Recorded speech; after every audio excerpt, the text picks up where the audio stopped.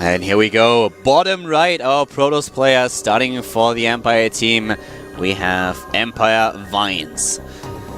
The Protoss just lost to a very, very fast Nidus, and I really love that lately we see Nidus Network a little bit more often in general. I haven't seen this particular build that the Zerg to the bottom left in the blue used live with a very interesting game. Look at this! He's going for 10 pool. No, it's a 6 pool.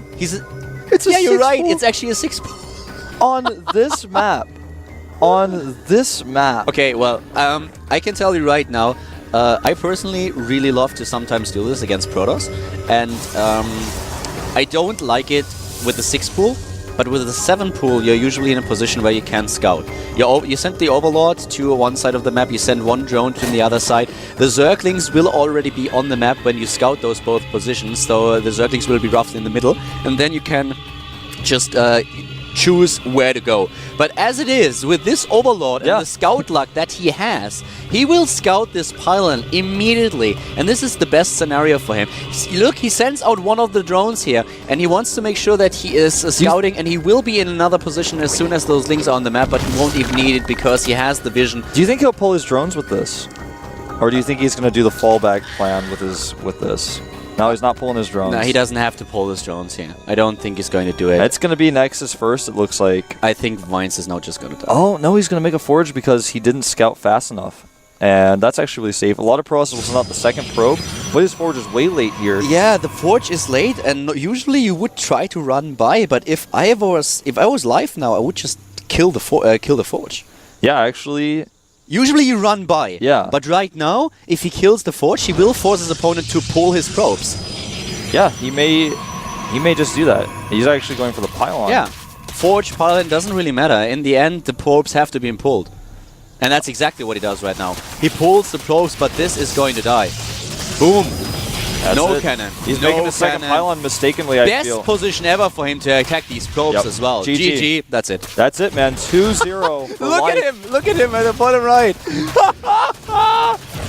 I'm actually just like in shock right now, man. Like, he just did that. Like, he actually just did that. He won a best of 3. I think that's the fastest best 3. Actually, no, there was one PvP with 2 cannon rushes that I cast once, but... Seriously, think about it. This is something that we talk about over and over again. If you're ahead in a best of 3, and you're ahead with the strategy that he pulled off on Metropolis in the first map, this is exactly what you can do.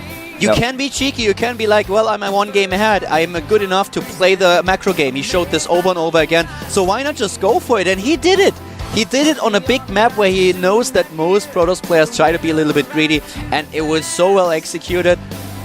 There's a lot of things that you can do wrong with such a strategy, but with Vines not scouting, Live definitely prepared for this particular match and watched a lot of the games that Vines played, so he had to know just roughly what exactly he was going to do. So that was really well done. I mean, there was a little bit of luck involved too with his Overlord scout and everything else, but like, I mean, that just shows like you take a risk, sometimes it pays off, and I really, really like what you said about him just doing this when he's ahead. And you know, Vines was caught with his pants down. He tried to keep his Nexus still, and when he was trying to make another pylon, he didn't even make it in his main base. He was like totally flustered, and he just died. GG. We're gonna take yet another 5-minute break, guys, and it'll be longer than the game we just witnessed. When we get back, we'll have our final game between Virus and Shine. Probably one of our closest series we'll have for the whole day.